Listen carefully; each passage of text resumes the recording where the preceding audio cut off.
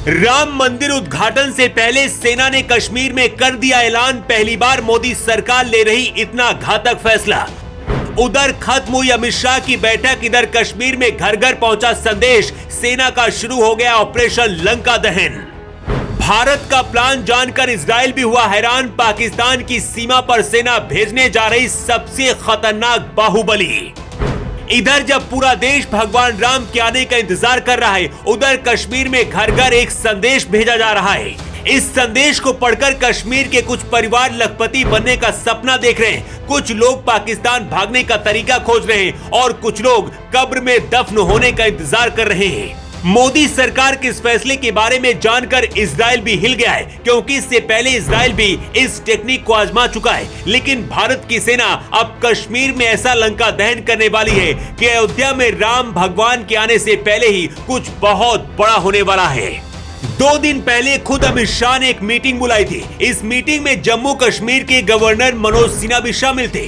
दावा किया जा रहा है कि इसी मीटिंग में पूरी प्लानिंग हुई थी। भारतीय सेना का ऑपरेशन लंका दहन क्या है, उससे पहले इस खतरनाक हेलीकॉप्टर के बारे में जान लीजिए, जिसे पाकिस्तान की सीमा के पास भेजने की तैयारी हो रही है।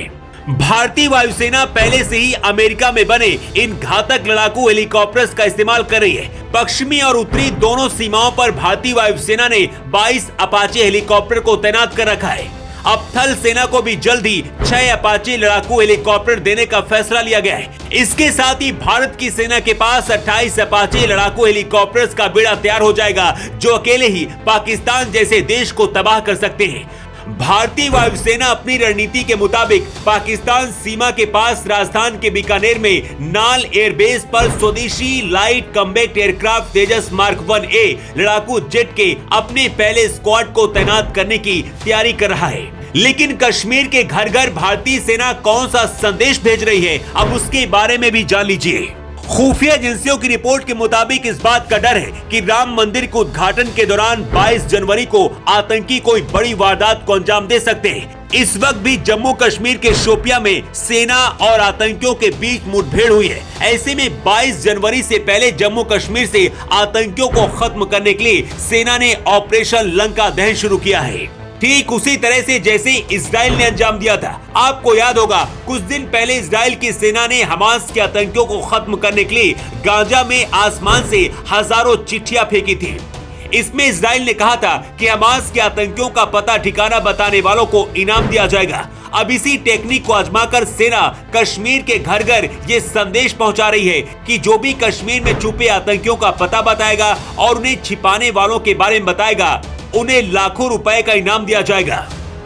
भारतीय सेना की मदद करने वाले ऐसे कश्मीरियों को 12 लाख रुपए तक का इनाम मिलेगा।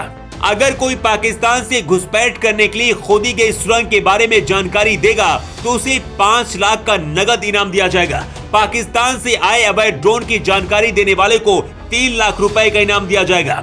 सूत्रों का दावा है कि भारतीय सेना ने इसे ऑपरेशन लंका दहन नाम दिया है, मतलब पूरे कश्मीर से खोज कर आतंकियों को हमेशा के लिए दहन कर दिया जाएगा। इस ऑपरेशन की सबसे बड़ी बात यह है कि सेना की मदद करने वाले कश्मीर के लोग लखपति बन जाएंगे और उनका नाम भी गुप्त रखा जाएगा। इसे भारतीय सेना का अब तक का सबसे बड़ा ऑपरेशन बताया जा रहा है। इस ऑपरेशन की वजह से आतंकियों के साथ साथ पाकिस्तान भी डर गया है। दावा किया जा रहा है कि खुद अमित शाह ने सीधा आदेश दिया है कि 22 जनवरी राम मंदिर के उद्घाटन से पहले आतंकियों का सफाया हो जाना चाहिए। वैसे सेना के इस ऑपरेशन को लेकर आप क्या कहना चाहेंगे? अपनी राय आप कमेंट बॉक्स पर लिखकर जरूर दें। योगी युग के लिए रिपोर्ट।